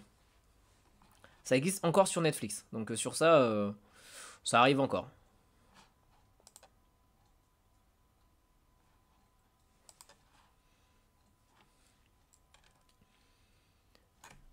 Mais par exemple, je sais pas si aujourd'hui encore beaucoup de gens téléchargent, mais souvent de toute façon vous téléchargez en VO. Je pense que la plupart des gens vont télécharger en VO aujourd'hui. Je pense. Parce que c'est plus facile. C'est plus facile d'avoir de la VO aujourd'hui qu'essayer de choper une vieille version VF. C'est vrai qu'avant on s'en foutait, ça c'est un truc de ouf. Que ça a tellement changé. Vraiment on s'en foutait avant de la voix du film. Tant qu'on avait le film, on l'avait et on était content. C'est vrai que c'est fou. Enfin je m'en rends pas compte mais ouais.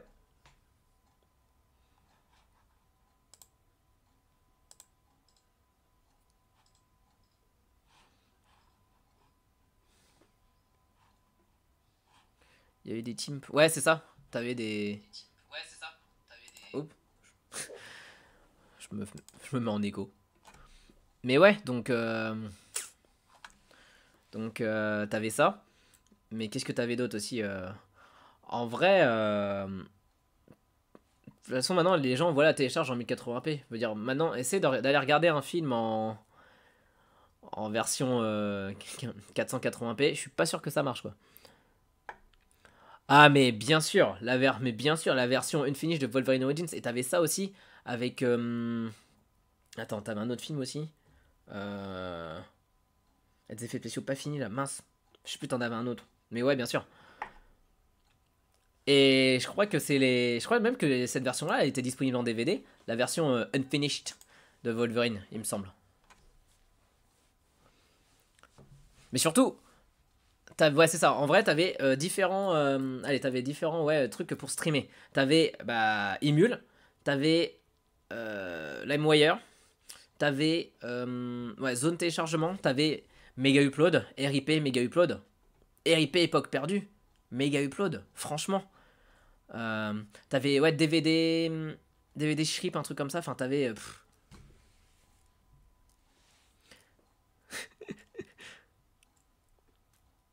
Ah, c'est ça. Bah, clairement, non, mais sur les moyens, enfin, j'avais vu le. Enfin, je voulais regarder Indiana Jones, bah, le Royaume du Crâne de Cristal le Royaume du Crâne de Cristal en 2008. Bah, j'ai téléchargé le film. C'était bien, je vois le générique et tout. Et après, je me dis, non, c'est bizarre quand même, ça ressemble pas à Harrison Ford. Et en fait, non, c'était juste un vieux boulard. C'était Indiana Jones et le royaume des cates de cristal, un truc comme ça, au lieu du crâne de cristal. Enfin, c'était un truc sale. J'ai pas tout vu. Je me suis même arrêté au bout de 10 secondes, hein, mais parce que j'ai vu que c'était pas Harrison Ford. Mais voilà, on pouvait tomber sur des versions extrêmement bizarres.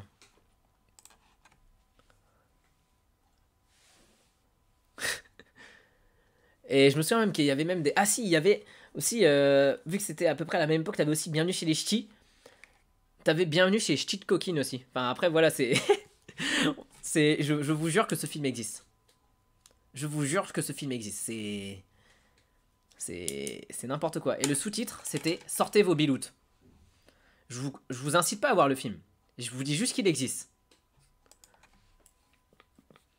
Pour Kung Fu Panda, ouais. Voilà, donc t'as dû tomber sur des Kung Fist Panda, un truc comme ça. Enfin, je sais pas. Je suis sûr qu'on peut trouver des titres sales qu'il y avait sur LimeWire. C'est sûr.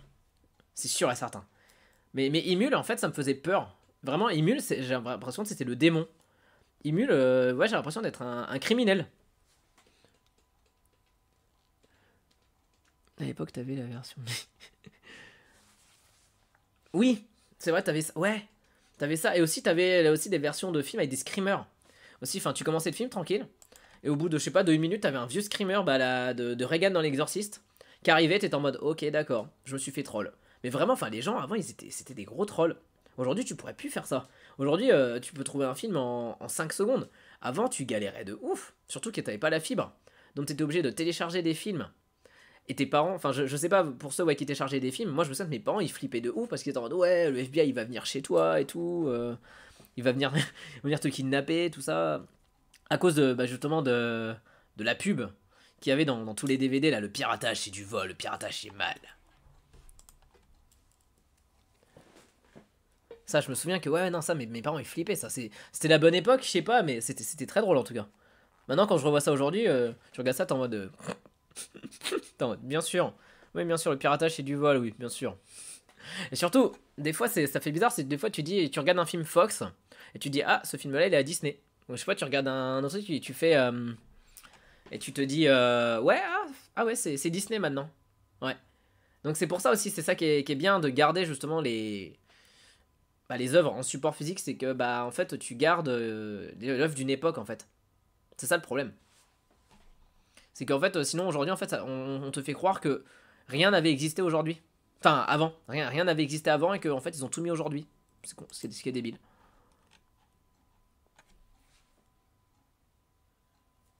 Ah, ça, Jeux Olympiques.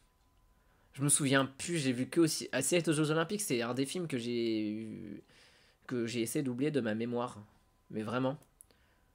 Euh, Parce que c'était tellement nul en fait que, à part, je me souviens, pour ceux qui regardent les enfants de la télé, ça date, hein. Franchement, là, je vous demande de revenir vraiment il y a très très longtemps, il y a quoi, il y a 15 ans au moins, quand Astérix ouais, aux Jeux Olympiques était sorti, en fait, je me souviens qu'il faisait à mort les promos du film dessus. Il mettait toujours l'extrait avec Alexandre Astier et Benoît Poulvorde qui dit la formation tortue et tout.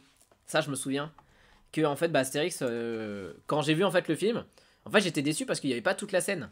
Il n'y avait pas tout et je trouvais ça un peu décevant.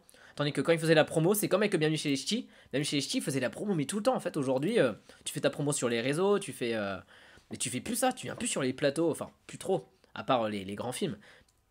Mais tu viens, enfin, vraiment, ouais, pour faire les promos comme ça, c'était ouf quoi. Il fallait même envoyer encore les numéros au 36 machin. C'était une bonne époque. Weinstein Company, ouais, oui, c'est sûr que oui. J'ai toujours un petit trou ouais, quand je vois toujours un truc de la Weinstein Company, c'est vrai. Ou même Miramax, hein.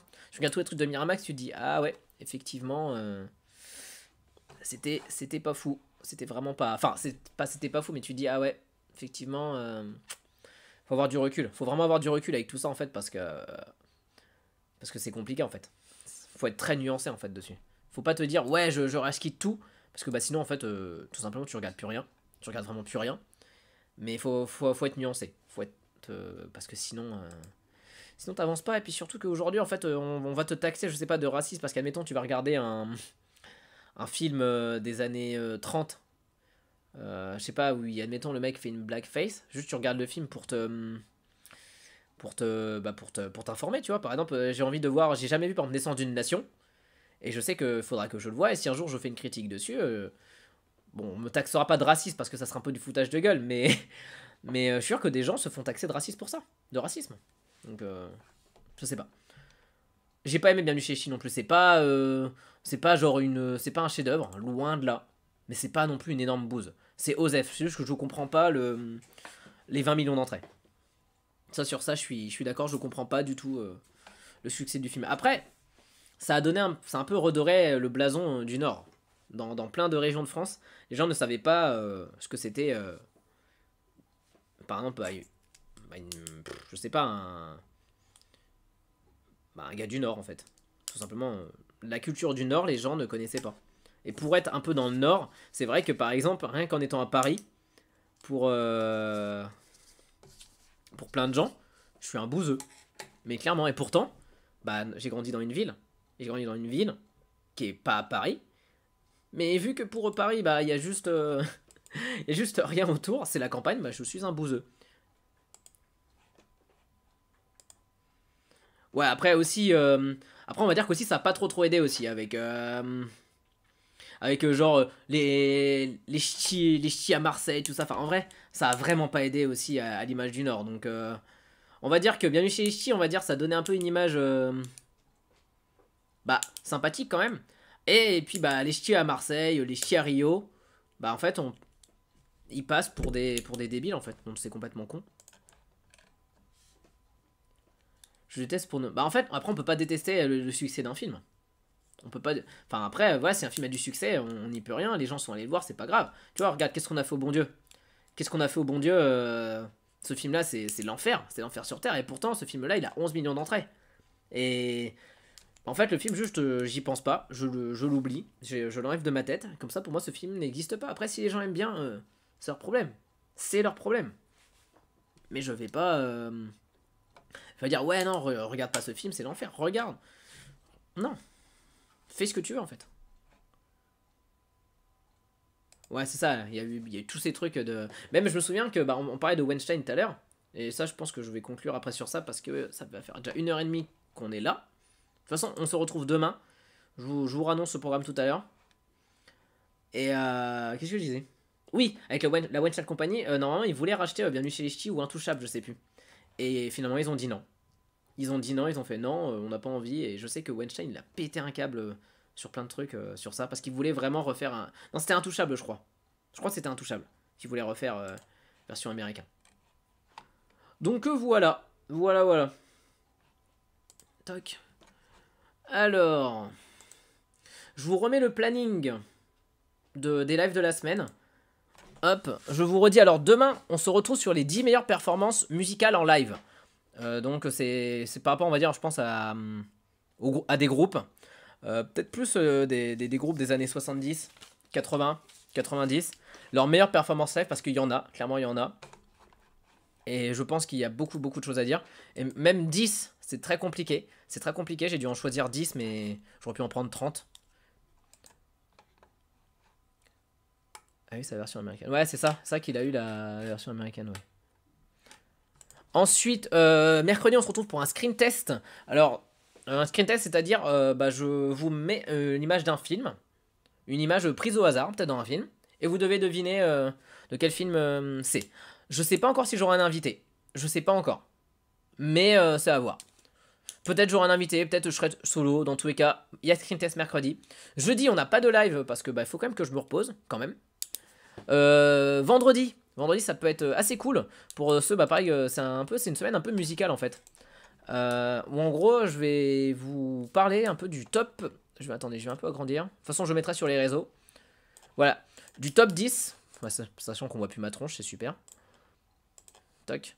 Du top 10 des meilleurs BO de Jerry Goldsmith. Et encore, même un top 10, c'est compliqué. Parce que vraiment, Jerry Goldsmith, c'est un compositeur qu'on connaît très peu. Ou en tout cas qu'on se souvient mais qu'on ne cite pas assez, je trouve. Et bah je voudrais un peu lui rendre un peu honneur dans cette vidéo. Parce qu'en plus ouais, il est mort en 2003. Et en fait on se souvient de quelques BO, mais il a quand même fait plein de musique. On se dit ah d'accord, c'est lui. Par exemple, c'est lui qui a fait les Gremlins. C'est lui qui a fait la BO de Alien. C'est lui qui a fait la BO de pas mal de non pas Cronenberg, de Total Recall, je crois que c'est lui aussi. Donc voilà. Hop, quelle heure mardi je vois... Mardi, j'ai pas mis l'heure. Mardi, c'est 20h45. Donc demain, ça sera 20h45, 23h. Vendredi, 21h, 23h. Samedi, pas de live parce que, en fait, je serai en live blind test chez la chaîne de Loïc et son cinéma. Avec bah, Wendy, le Mediavore et Morgane et son ciné. Mercredi... le mercredi, j'ai pas mis d'heure encore. Parce que je sais pas si justement il y aura un invité ou pas. Donc je sais pas. Dans tous les cas, ça sera à partir de 21h. Si tout va bien. Soit c'est 20h41, soit c'est 21h. Samedi, pas de live. Et dimanche, ça sera voilà, live un peu tranquille. Je reviens sur les premières vidéos que j'ai faites. Donc ça sera vraiment dimanche du malaise. Parce que il y a des trucs que j'ai pas envie de revoir. Et c'est juste voir un peu l'évolution qu'il y a eu. Et c'est sûr qu'il y en a eu. Mais ça va faire mal. Ça va vraiment faire mal. Donc voilà, on se retrouve demain pour les 10 performances musicales en live d'artistes. Ça sera surtout des groupes, je pense. Après, il y a peut-être des artistes... Ouais, il y a sûrement avoir des artistes. Encore un dimanche avec Doofy. Ouais, c'est possible. Dans tous les cas, Doofy... J'ai pas mis Doofy aujourd'hui. Non, j'ai pas mis Doofy. Doofy, c'est que quand il y a des invités, en fait. Les invités, celui qui sera en haut à droite. sera Doofy. Donc voilà. Donc je vous dis bonne nuit tout le monde, bonne soirée. Je sais pas ce qu'il y a ce soir à la télé, mais ce soir on fête les... Je ne sais pas qui, je ne sais pas, je ne regarde pas le calendrier. Mais voilà, on se retrouve demain à 20h45. Putain, j'ai vraiment l'impression de faire TF1. On se retrouve demain à 20h45 pour les 10 performances live musicales. Bonne soirée à tous. Bye.